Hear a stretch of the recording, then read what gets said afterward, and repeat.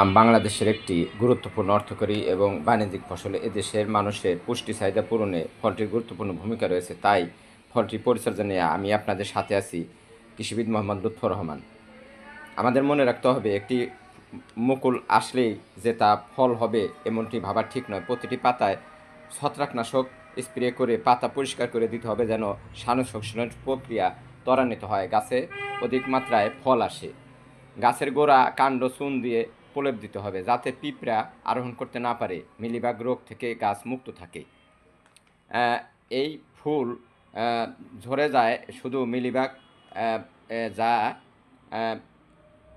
ছত্রাকনাশকের সাথে ইমিরাক্লোপিড ও থায়ামক্সিম গ্রুপের কীটনাশক ব্যবহার করা যেতে পারে। আগাছা দমন করে তা উপযোগী করে তৈরি করতে হবে। আশা করি ভিডিওটি আপনাদের কাজে লাগবে।